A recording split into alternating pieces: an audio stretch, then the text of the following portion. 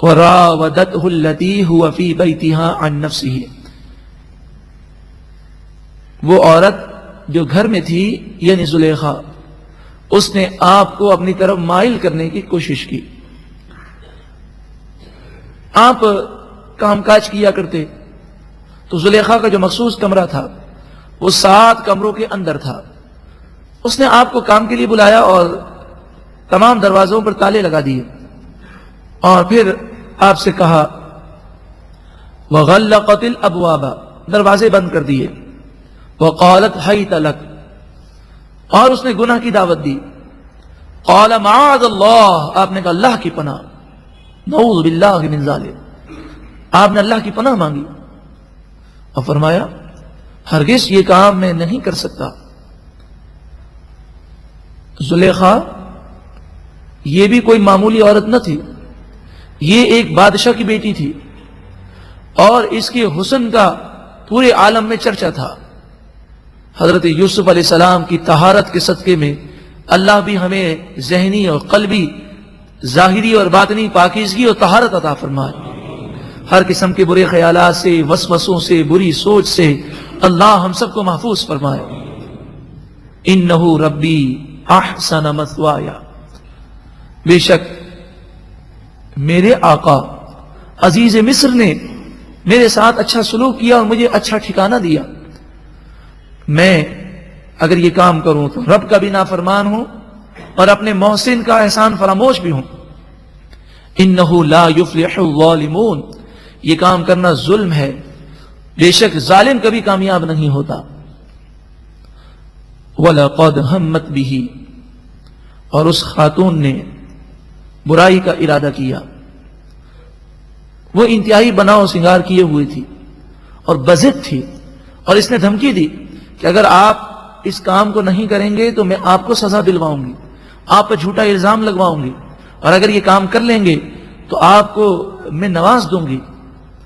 آپ جانتے تھے کہ سارا اختیار اس کے پاس ہے، یہ الزام لگائے گی تو اس کی بات زیادہ سنی جائے گی، مگر جو اللہ سے ڈرتا ہے وہ ایسی باتوں پر کبھی گناہ کی طرف مائل ہونے کا سوچ بھی نہیں سکتا، اور وہ تو اللہ کے نبی ہیں، نبی تو معصوم ہے.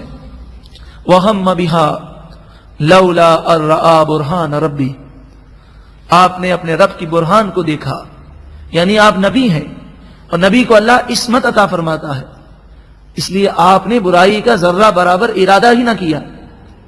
كَذَلِكَ، اسی طرح لِنَصْرِفَ عَنْهُ السُّوءَ وَالْفَحْشَاءَ، اسی طرح ہم نے ان سے برائی اور بے حیائی کو دور رکھا اور انہیں محفوظ رکھا. اے اللہ، حضرت یوسف علیہ السلام کی طہارت کا واسطہ تو ہم پر بھی کرم فرما، اور اس معاشرے میں بھی ہمیں نگاہوں کی حفاظت عطا فرما، ہمیں ذہنی اور قلبی طہارت عطا فرما. جو شخص کسی نامحرم عورت پر اس کی نگاہ پڑ جائے اور وہ اپنی نگاہ اللہ کی رضا کے لیے ہٹا لے، فرمایا اللہ تعالیٰ اسے ایمان کی حلاوت عطا فرمائے گا اور اسے عبادت کی لذت عطا فرمائے گا. انہو من عبادنا المخلصین، بے شک حضرت یوسف علیہ السلام ہمارے مخلص چنے ہوئے بندوں میں سے تھے.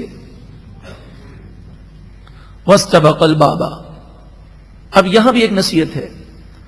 میں نے عرض کیا کہ احسن القصص ہے، اس کے ایک ایک واقعے کے جز میں نصیحتیں ہی نصیحتیں ہیں. 7 دروازے بند ہیں، تالے لگے ہوئے ہیں. اب آپ بتائیے اس عورت سے بچنا اور وہ اپنا ہاتھ نہ لگا سکے، بظاہر کوئی صورت نظر نہیں آتی، لیکن یوسف علیہ السلام دروازے کی طرف دوڑے، سامنے تالا نظر آ رہا، پھر بھی دروازے کی طرف دوڑے. آپ جانتے تھے کہ دروازے پر پہنچ کر میں آگے نہیں جا سکوں گا اور یہ عورت میرے قریب آنے کی کوشش کرے گی، مگر آپ نے دوڑ کر یہ سبق دیا کہ گناہ سے بچنے کی تم میں جو قوت ہے وہ کر تو دیکھو.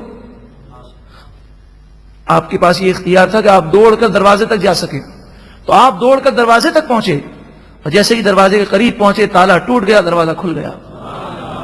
پھر آپ دوڑ کر دوسرے دروازے کے قریب پہنچے، تالا ٹوٹ کر گر گیا اور دروازہ کھل گیا.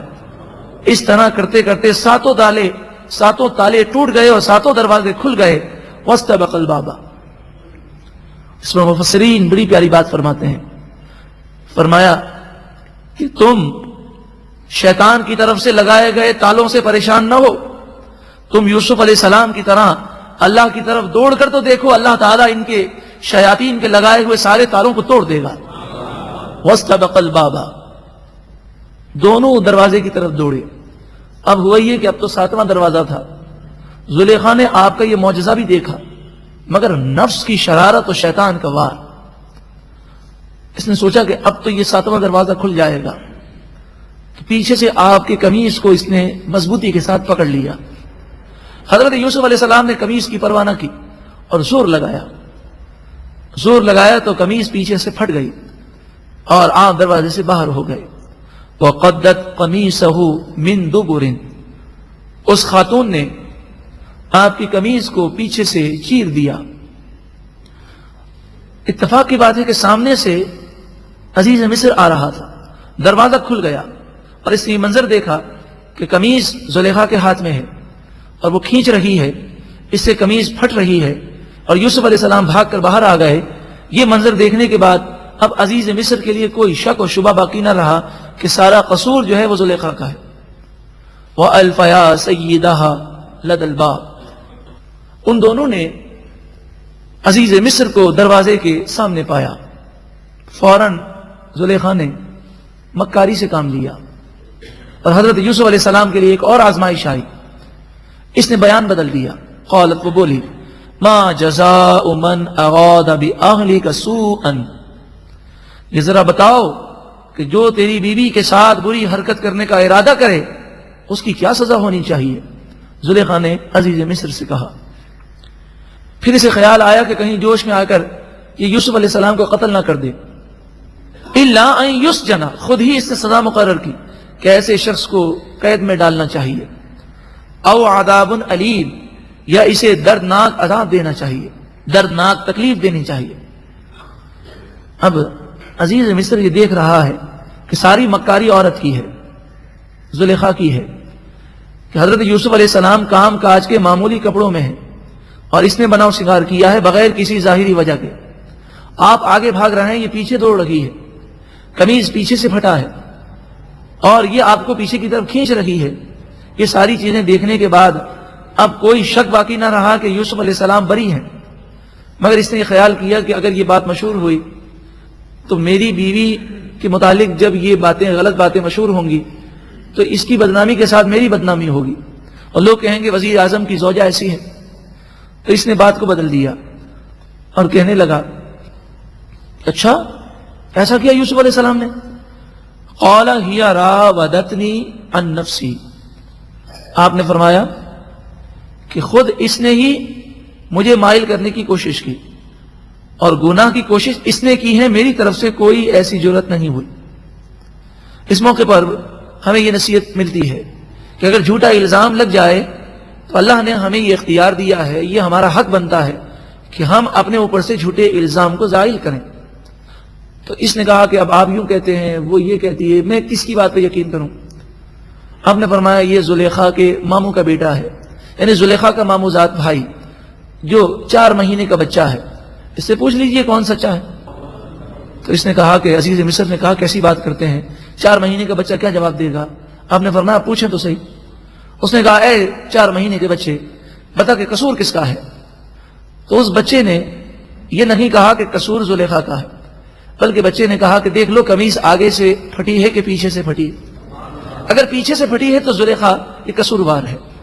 وَشَهِدَ شَاهِدٌ مِّنْ أَهْلِهَا، اس عورت کے گھر میں سے ایک گواہ نے گواہی دی، إِن كَانَ قَمِيصُهُ قُدَّ مِنْ قُبُلٍ، اگر یوسف علیہ السلام کی قمیص آگے سے پھٹی ہو، فَصَدَقَتْ وَهُوَ مِنَ الْكَاذِبِينَ، تو پھر وہ عورت سچی ہے اور یوسف علیہ السلام نے سچ نہ کہا۔ وَإِن كَانَ قَمِيصُهُ قُدَّ مِنْ دُبُرٍ، اور اگر قمیص پیچھے سے پھٹی ہو، فَكَذَبَتْ، تو اس عورت نے جھوٹ بولا، وَهُوَ مِنَ الصَّادِقِينَ، اور یوسف علیہ السلام سچے ہیں۔ اس میں نصیحت ہے۔ دیکھیے اس عورت نے یہ دھمکی دی تھی کہ اگر آپ نے یہ کام نہ کیا تو میں آپ پر جھوٹا الزام لگا دوں گی۔ اس دھمکی پر اس نے عمل بھی کیا، لیکن یوسف علیہ السلام نے اس دھمکی کے باوجود اللہ کی رضا کے لیے اور اللہ کے خوف کی بنا پر آپ گناہ کا خیال بھی آپ دل میں نہ لائیں، تو مفسرین فرماتے ہیں کہ جو اللہ کی خاطر گناہ سے بچتا ہے اللہ تعالیٰ اس کے لیے نجات کی راہیں کھول دیتا ہے۔ بچے نے گواہی دی، فَلَمَّا رَآ قَمِيصَهُ قُدَّ مِن دُبُرٍ، پس جب آپ کے قمیص کو عزیز مصر نے دیکھا کہ وہ پیچھے سے پھٹا ہے، قَالَ إِنَّهُ مِن كَيْدِكُنَّ، وہ بولا بے شک یہ تم عورتوں کا فریب ہے۔